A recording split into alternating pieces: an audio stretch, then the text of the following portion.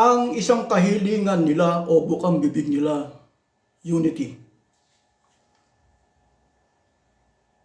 Yun ang bukang bibig nila, unity.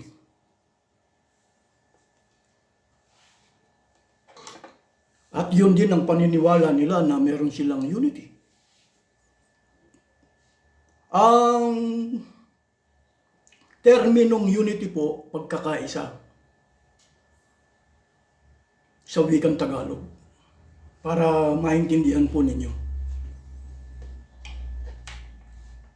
Ang kahilingan ni Manalo, ang isa sa mga kahilingan ni Manalo, unity. Pagkakaisa. Nagsagawa po sila ng rally noong January 13. Nasaan si Manalo?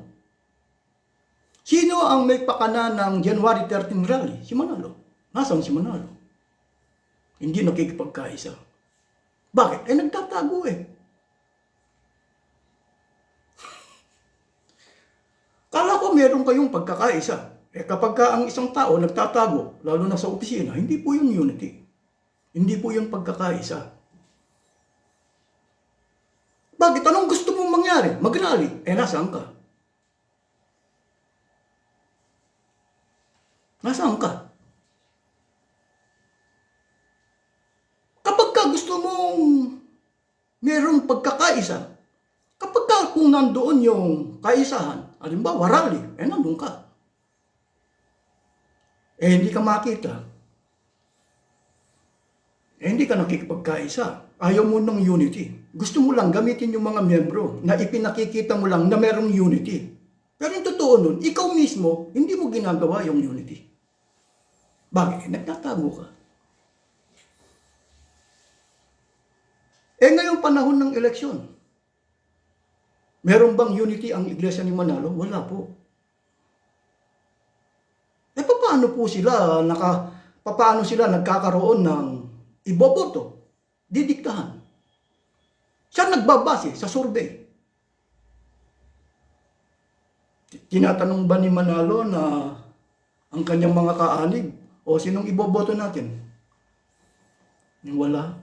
Bukang bibig ng Iglesia ni Manalo o Iglesia ni Manalo, si Manalo, huwag na kayong makialam sa politika. Anong gustong gawin ni Manalo? Dikta. Iba po yung unity sa diktahan. Si Manalo, dictator. Saan manggagaling yung ididikta niya sa survey? Kung sino yung malakas. Sa mga tweet, binabaliwala niya ang kanyang mga kaanib. Siyempre. Wala naman siyang pakialam sa mga kaanib. Kasi si Manalo lang ang naghahanap ng proteksyon sa gobyerno. Kaya kailangan yung ipapadala niya, yung ididikta niya, sa mga kaanib, mananalo.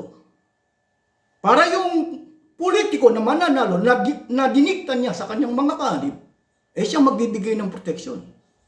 Bakit? Si Manalo kasi magnanakaw eh. Kailangan niya proteksyon ng mga politiko. Babasa ba tayo ng Biblia? Katulad po ng ginawa ng Apostol Santiago. Si Apostol Santiago po, kung babasahin natin sa 15, aklat po ng gawa, meron siyang pinakinggan na magkabilang panig. Mga miyembro po yun ng iglesia. Yung mga miyembro, sa panig ng Hudyo, si Pedro, sa panig ng Hentil, si Pablo, lumapit sila. Inilapit nila yung problema sa paanan ng mga apostol. Doon nakapagpasya si Apostol Santiago. Ang namumblema sa ngayon, ikukumpara natin sa Iglesia ni Manalo. Si Manalong namumblema kung paano niya mapoproteksyonan ang kanyang pag-aari. Hindi naman yung mga miyembro. Ginagamit niya yung mga miyembro niya. Ngayon, anong gagawin? Ni Manalo, kailangan diktahan niya ang kanyang mga kaanib. Anong pagbabasihan nila? Yung malakas sa survey sa mga politiko.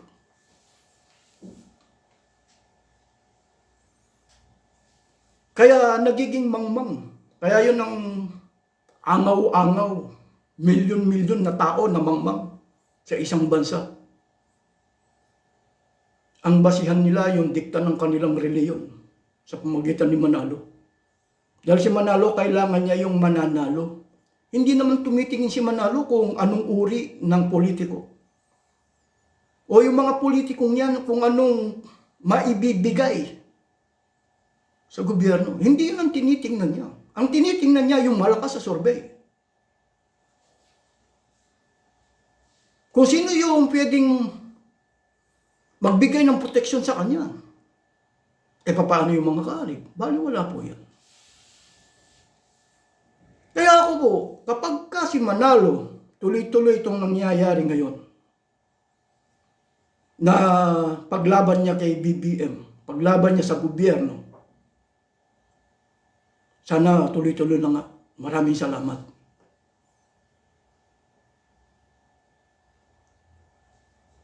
Kaya si Manalo, kailangan niyang magdikta sa lahat.